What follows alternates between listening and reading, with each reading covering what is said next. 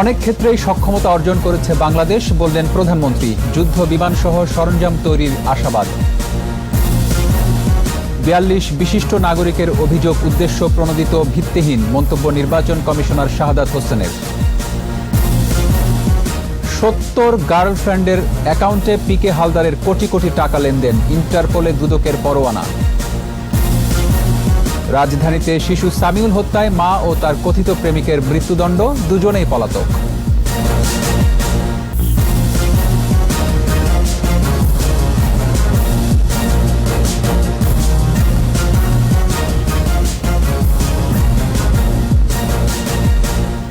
শুনছিলেন first security ইসলামী bank limited সংবাদ শিরোনাম। আমন্ত্রণ জানাচ্ছি রাত ৯টার ২১ সংবাদে। সাথে আছি রক্তিম ত্রিপুরা। দর্শক, ২১ টেলিভিশনের সংবাদ একই সাথে সরাসরি দেখতে পাবেন আমাদের ফেসবুক পেজ www.facebook.com/2124 অনলাইনে।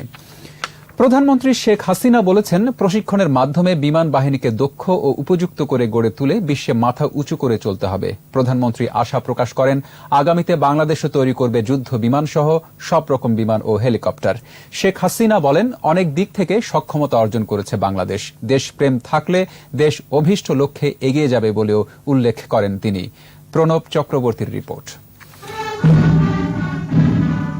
বাংলাদেশ বিমান বাহিনীর শীতকালীন রাষ্ট্রপতি কুচকাওয়াজ।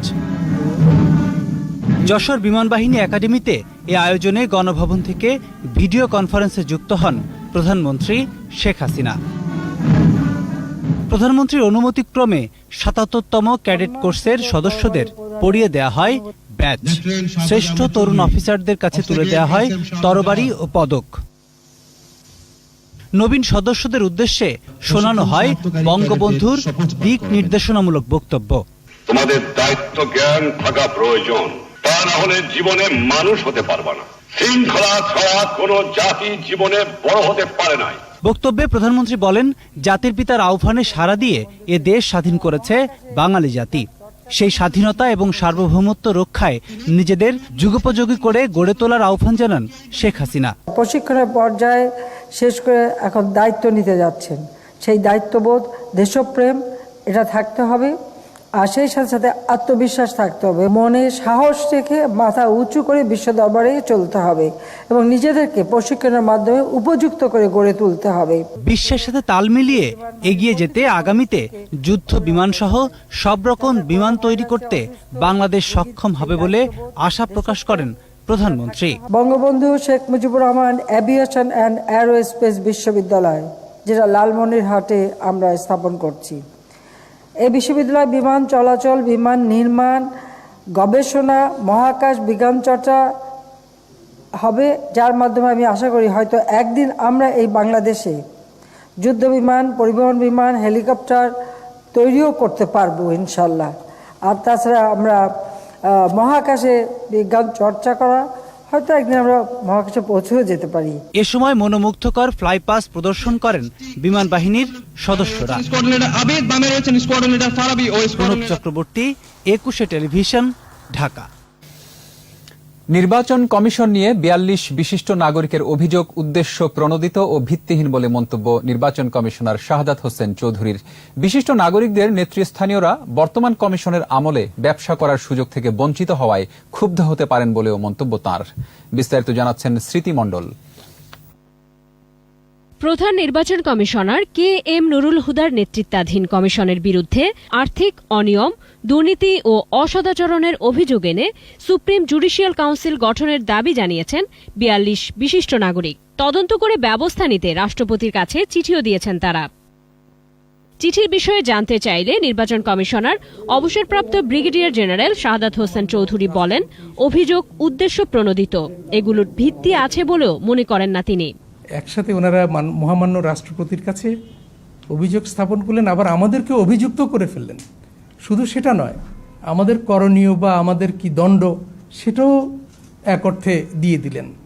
সেটা কতখানি বিবেচনা প্রসূত বা সেটা শিষ্টাচার বর্জিত কিনা, হয়তো বা কোনো উদ্দেশ্য প্রণোদিত, এবং এগুলো কোনোটাই ভিত্তি আছে বলে আমি মনে করি না। বিশিষ্ট জনদের মধ্যে যারা নেতৃস্থানীয় তারা নির্বাচন কমিশনে ব্যবসা করতে চেয়েছেন।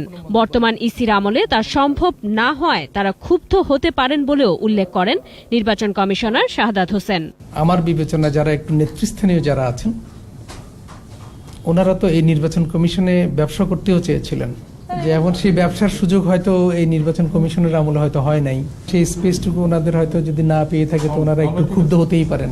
বিশিষ্ট নাগরিকদের বক্তব্য শিষ্টাচার বহির্ভূত কিনা তা দেশবাসী বিচার করবে বলে উল্লেখ করেন তিনি। যেহেতু বিষয়টা মহামান্য রাষ্ট্রপতির কাছে।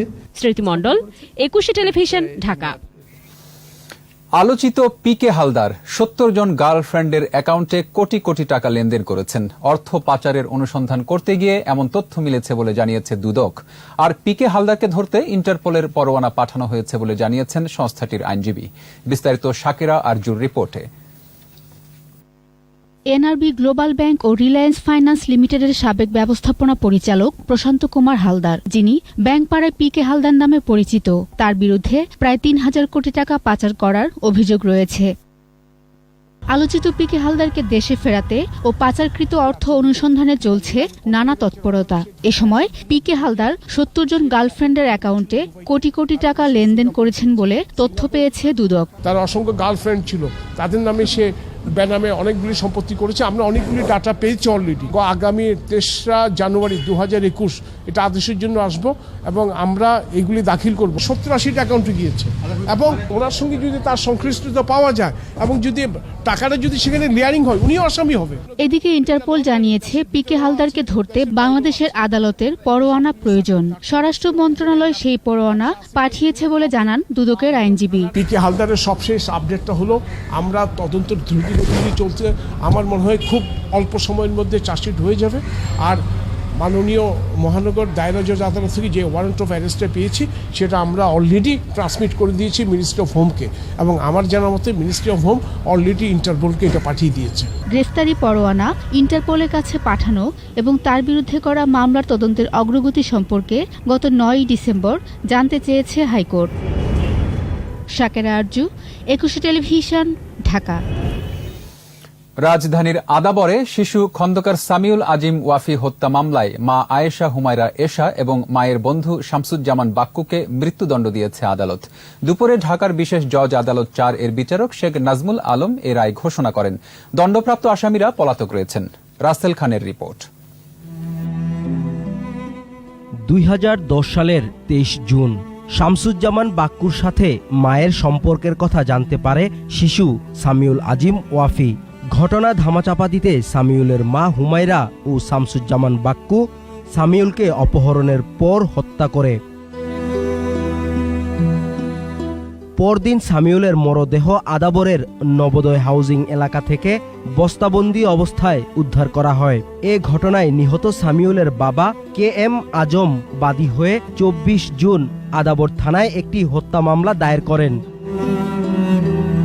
পরের বছর 25 অক্টোবর হুমায়রা ও শামসুজ্জামানের বিরুদ্ধে অভিযোগপত্র জমা দেয় পুলিশ।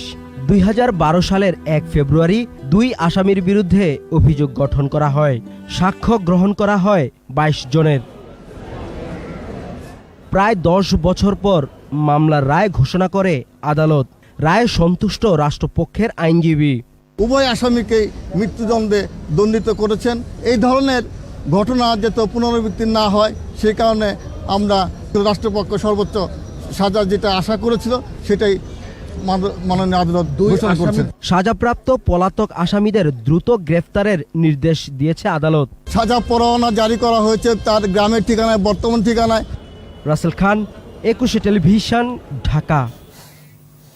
নিচ্ছি বিরতি। নো মাস্ক নো সার্ভিস বিধি মেনে চলুন, সুস্থ থাকুন। যখন ফিরছি তখন অন্যান্য খবরের সঙ্গে আরও থাকছে। করোনায় 5 লাখ ছাড়ালো শনাক্তের সংখ্যা, নতুন মৃত্যু 38, সমতার ভিত্তিতে ভ্যাকসিন নিশ্চিতের তাগিদ। আবারও আমন্ত্রণ রাত 9টার 21 সংবাদে। 24 ঘন্টায় কোভিড-19 দেশে আরও 38 জনের মৃত্যু হয়েছে। এ নিয়ে এ পর্যন্ত মৃতের সংখ্যা ৭,২৮০। স্বাস্থ্য অধিদপ্তরের সংবাদ বিজ্ঞপ্তি বলছে 24 ঘন্টায় 160টি ল্যাবে অ্যান্টিজেন টেস্ট সহ 13,316 জনের নমুনা পরীক্ষায় শনাক্ত হয়েছে 1,153 জন। মোট শনাক্ত 5,713। নতুন 1,926 জন সহ সুস্থ হয়েছে 4,37,527 জন।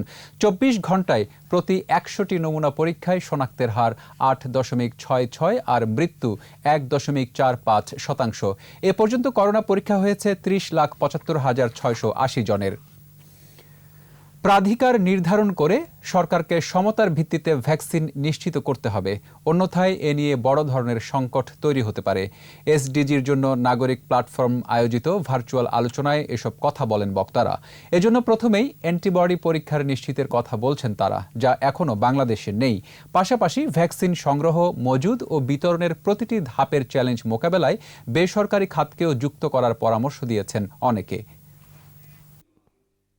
আমাদের কাছে অনেক সময় সংশয় থাকে যে সবচেয়ে পিছিয়ে পড়া মানুষগুলো, যাদের নাগরিক অধিকার আপনার আমার চেয়ে কারোর চেয়ে কম না, সেই মানুষগুলো অনেক ক্ষেত্রে বঞ্চিত থেকে যায়। আমার কাছে যেটা মনে হচ্ছে, ভ্যাকসিন নিয়েও বাংলাদেশে একটা বিশৃঙ্খলা এবং দুর্নীতি হবে। অ্যান্টিবডি টেস্ট যারা করা যেত, যদি আমাদের স্কুলে তরুণ টেস্ট যদি করতে পারতাম, তাহলে যারা যাদের অ্যান্টিবডি আছে তারা তো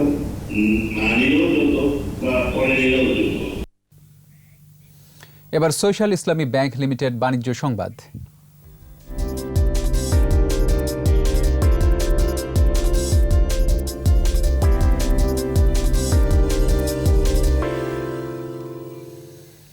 উন্নয়নশীল দেশের কাতারে গেলে প্রতি বছর $7 বিলিয়ন রপ্তানি আদেশ হারাতে পারে বাংলাদেশ উল্লেখ করে নতুন বাজার খোঁজার তাগিদ দিয়েছেন অর্থনীতিবিদরা। অর্থনৈতিক রিপোর্টারদের সংগঠন ERF আয়োজিত অনলাইন আলোচনায় বক্তারা বলেন, সহজ শর্তে ঋণ কমা সহ নানা চ্যালেঞ্জের সম্মুখীন হতে হবে দেশকে। এ অবস্থায় রপ্তানির নতুন বাজার ধরতে বিনিয়োগের সহজীকরণ ও সহজ কর নীতি সহ সুযোগ সুবিধা বাড়ানোর তাগিদ দেন তারা। এ সময় বাংলাদেশকে উন্নয়নশীল দেশ হিসেবে গড়ে তুলতে চ্যালেঞ্জ মোকাবেলার প্রত্যয় জানান পরিকল্পনা মন্ত্রী এম এ মান্নান।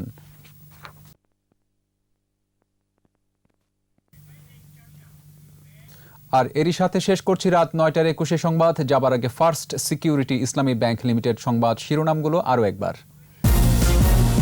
অনেক ক্ষেত্রেই সক্ষমতা অর্জন করেছে বাংলাদেশ, বললেন প্রধানমন্ত্রী। যুদ্ধ বিমান সহ সরঞ্জাম তৈরির আশাবাদ। 42 বিশিষ্ট নাগরিকের অভিযোগ উদ্দেশ্য প্রণোদিত, ভিত্তিহীন মন্তব্য নির্বাচন কমিশনার শাহাদাত হোসেনের।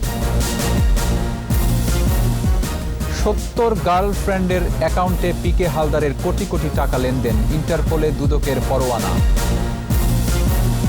রাজধানীতে শিশু সামিউল হত্যায় মা ও তার কথিত প্রেমিকের মৃত্যুদণ্ড, দুজনেই পলাতক।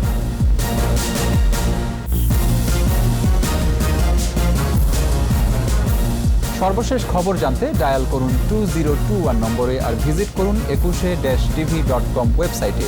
এছাড়া ফেসবুকে লগ ইন করতে পারেন facebook.com/2124 অনলাইনে। পরের সংবাদ রাত 11টায় দেখার আমন্ত্রণ রইল। স্বাস্থ্যবিধি মেনে চলুন, সুস্থ থাকুন।